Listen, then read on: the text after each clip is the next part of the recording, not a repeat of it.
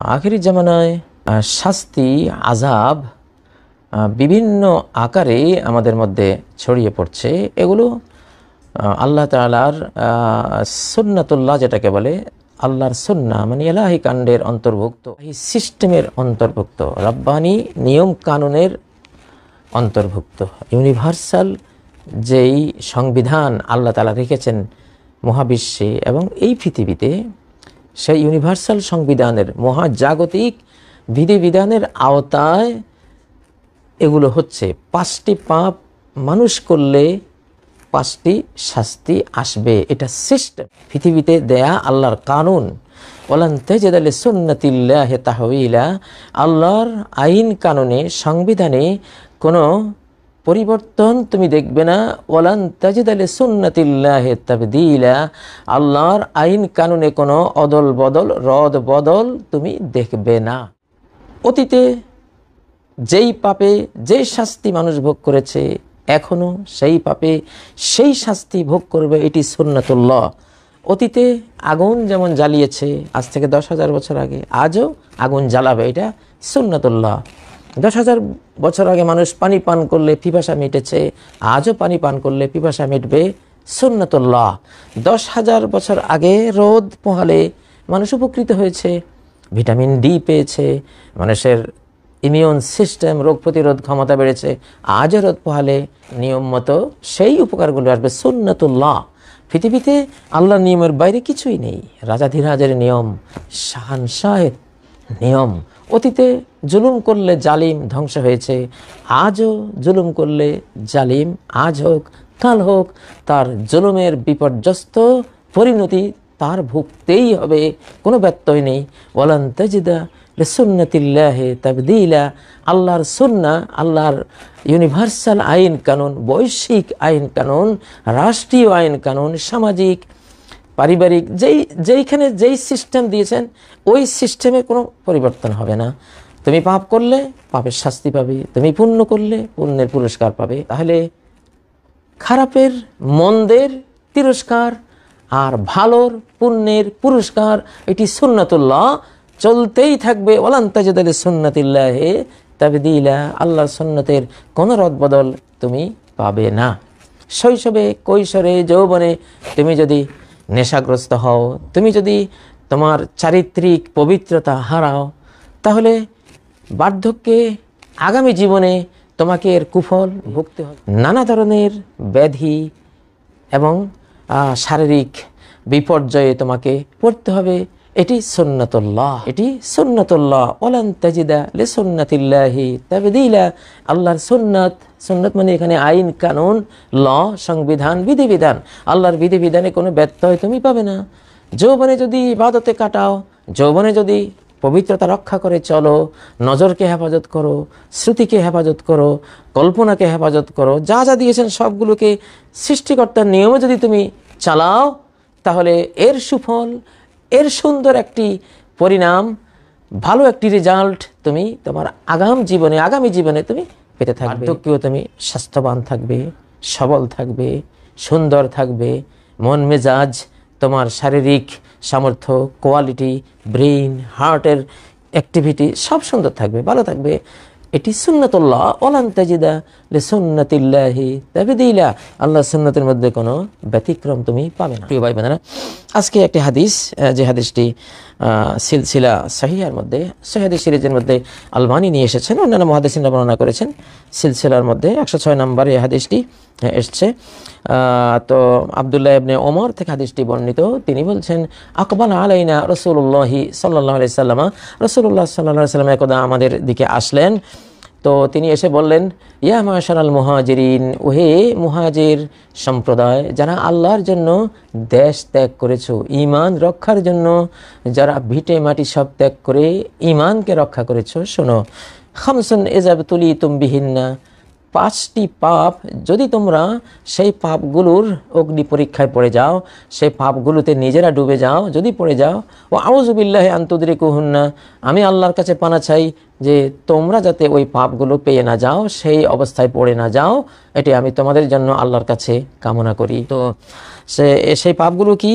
লাম তাজহারিল ফাহিশাতু ফী কওমিন কাত্তু হাত্তা ইউলিনু বিহা ইল্লা ফাশা ফীহিমুত তাউন ওয়াল আওজাউ আল্লাতী লাম তাকুন মাদাত ফী আসলাফিহিমুল লাযীনা মাদাউ।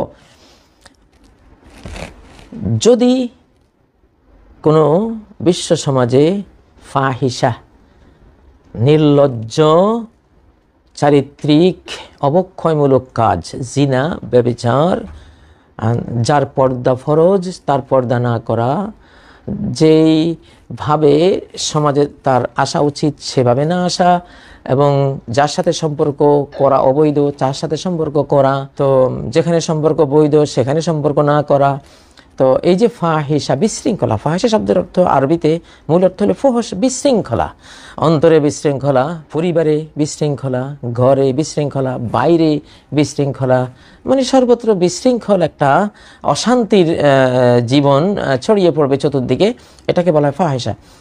তো সেই বিশৃঙ্খলার একটা হলো আল্লাহর আইনের বাইরে চলে গিয়ে একটা বিশৃঙ্খলা তৈরি করা, পৃথিবীতে সর্বত্র, প্রাণী জগতে, মানব জগতে সর্বত্র বিশৃঙ্খলা তৈরি করে ফেলা, এরকম পাপাচারগুলোকে ফাহিশা বলে। যেমন জিনা, যেমন সুদ, যেমন ঘুষ, যেমন খুন খারাবি, যেমন এতিমের মাল খাওয়া, এগুলি সবই ফাহিশা, ফাওয়াহিশ। তো আজকে পৃথিবীতে বিগত 150 বছর থেকে পৃথিবীতে এটা হয়েছে যে নারীরা এক ধরনের অর্ধ উলঙ্গ হয়ে তারা মিডিয়ায় আসে, সিনেমা হলে আসে, নাচে।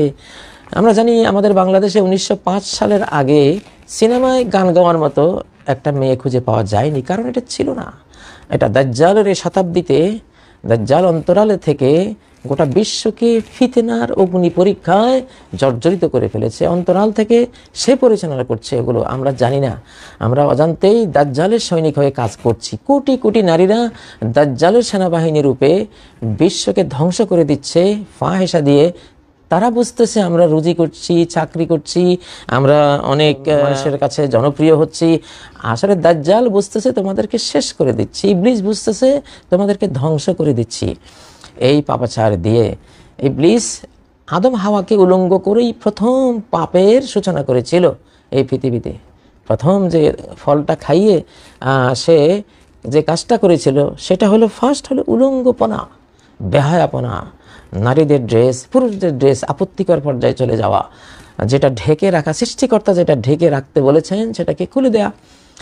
তো এইটা হলো প্রথম পাপ। শিরকেরও আগে উলঙ্গপনার পাপ দিয়ে আদম হাওয়াকে দিগম্বর বানিয়ে, উলঙ্গ বানিয়ে জান্নাত থেকে বহিষ্কার করেছিল ইবলিস। ইয়ানজিউ আনহুমা লিবাসাহুমা লিয়ুরিয়াহুমা সাওআতিহিমা, সে আদম হাওয়া থেকে তাদের লেবাস সরিয়ে ফেলেছিল লজ্জা অঙ্গ তাদেরকে দেখাবার জন্য। তারা এসব সম্পর্কে অচেতন ছিলেন, সচেতন ছিলেন না, জানতেনও না, কিছুই জানার প্রয়োজনও ছিল না। ইবলিস সেটা করলো। তো যাই হোক, ইবলিসের প্রথম পদক্ষেপ হলো উলঙ্গপনা।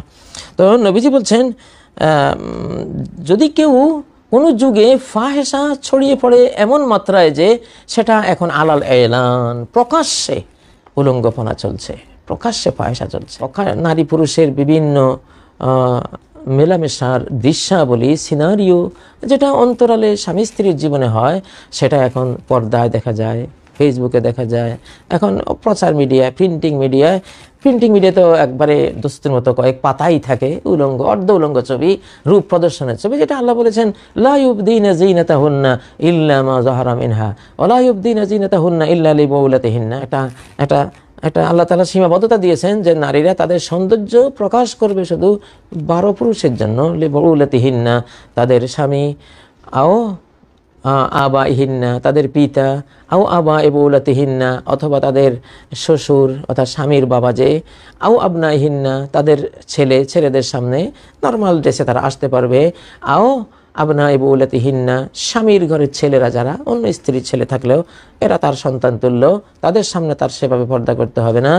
তারপর আও ইখওয়ানিহিন্না, আপন ভাইয়ের সামনে, আও বানি ইখওয়ানিহিন্না, ভাতিজাদের সামনে, আও বানি আখাওয়াতিহিন্না, ভাগিনাদের সামনে অর্থাৎ বোনের পুত্র যারা, তাদের সামনে, আও বানি আখাওয়াতিহিন্না আও নিসাইহিন্না, মুসলিমা নারী যারা আছে, মুসলিমা নারীদের সামনে কাফের বিজাতীয় নারীদের সামনে পর্দা করতে হয়, কারণ তারা মুসলিম নারীদের সৌন্দর্য দেখলে তাদের স্বামীদের কাছে, তাদের পুরুষদের কাছে গিয়া এগুলো বর্ণনা করবে।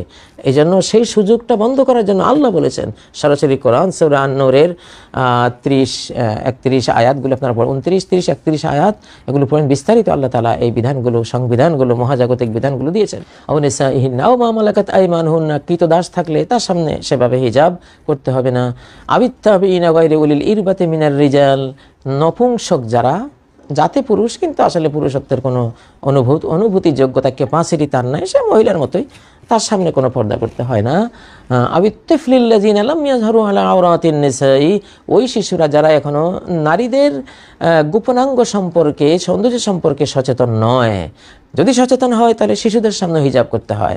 শিশুর বয়স 3 বছর হোক,